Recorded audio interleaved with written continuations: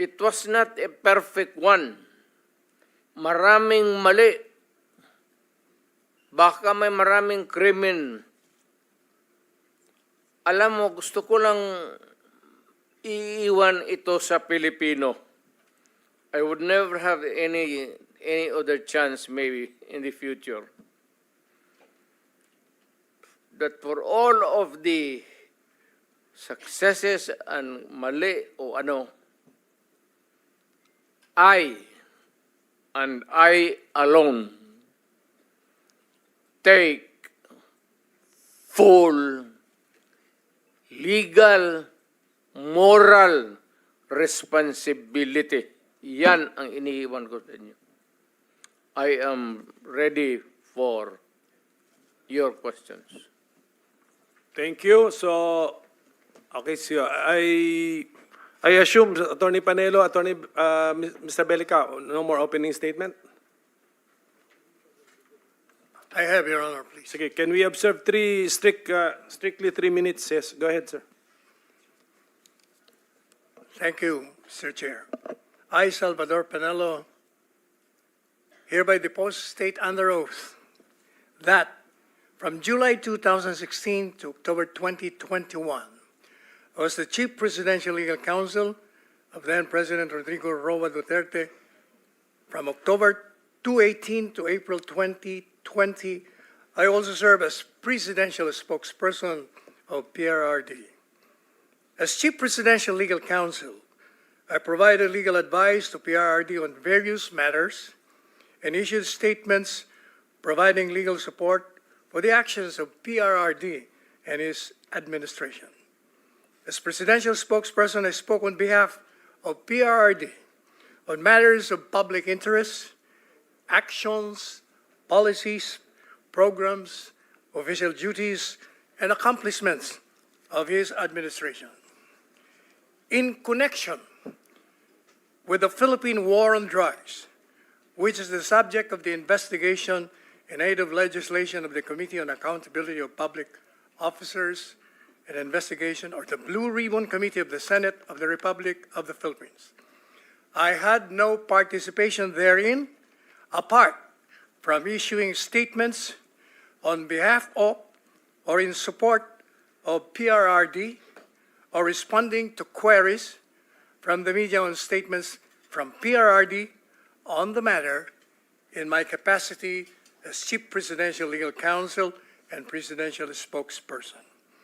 During my tenure as Chief Presidential Legal Counsel and Presidential Spokesperson, and even thereafter, I did not observe or otherwise acquire knowledge of any malfeasance, misfeasance, or nonfeasance in connection with the war on drugs by any government official, including former President Rodrigo Duterte, Senator and former Special Assistant to the President Christopher Lawrence Bongo, and Senator and former Chief of the Philippine National Police Ronald Bato de la Rosa. Specifically, I did not observe or otherwise acquire knowledge of any reward system for killing of illegal drug personalities, any orders to kill drug lords or to implicate political opponents in the illegal drug trade, or any other illegalities alleged before the Committee on Dangerous Drugs, Public Order and Safety, Human Rights and Public Accounts, or the Quad Committee of the House of Representatives.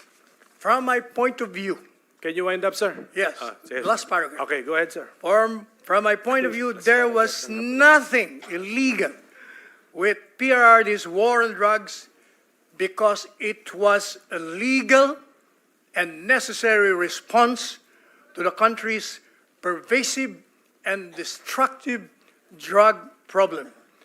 PRRD merely complied with his constitutional duty, which is his prime duty, to serve and to protect the people, and his campaign promise and mandate to rid the country of the drug menace.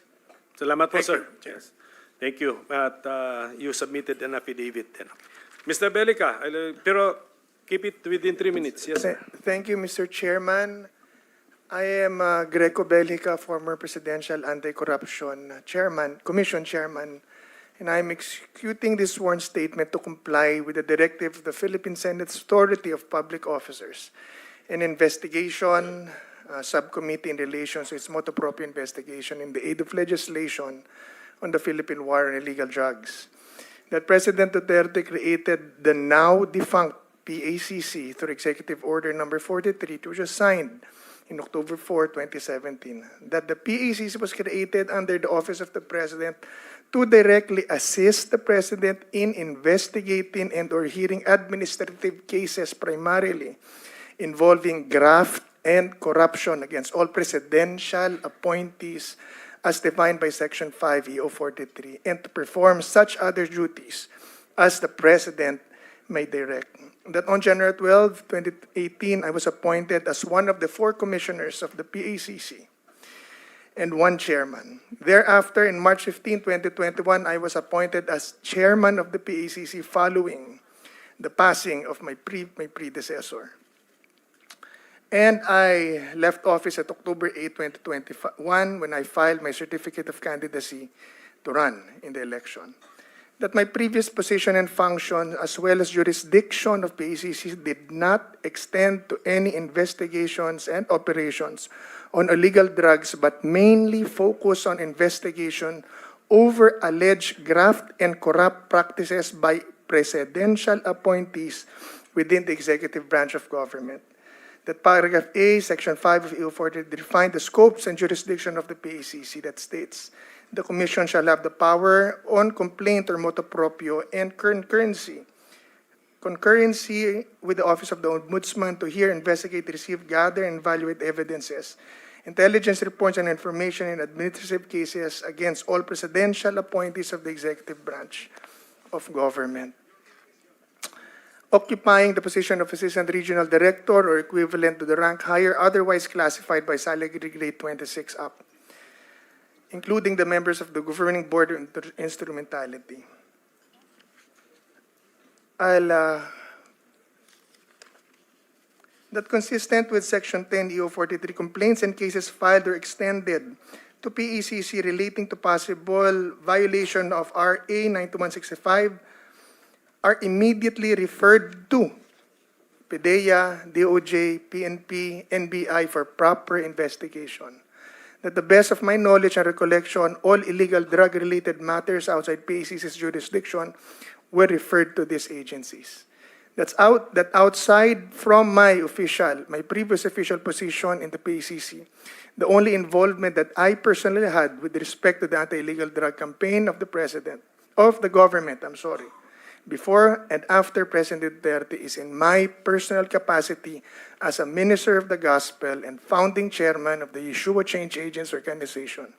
Sige, I will let you finish the paragraph. Sige, just continue finish po na po. doon. Hanggang top. Through the YC, I have helped and continue to help in the demand reduction program of the government by helping in the prevention campaign of those at risk of illegal drug use, as well as the rehabilitation and recovering of former drug dependents. Okay. Thank you, sir. Thank you. I have a copy of your affidavit then. Salamat po. Thank you. So now we will commence with our questioning by the senators. Upon the request of Senator Bato de la Rosa, is there Colonel Grijaldo here?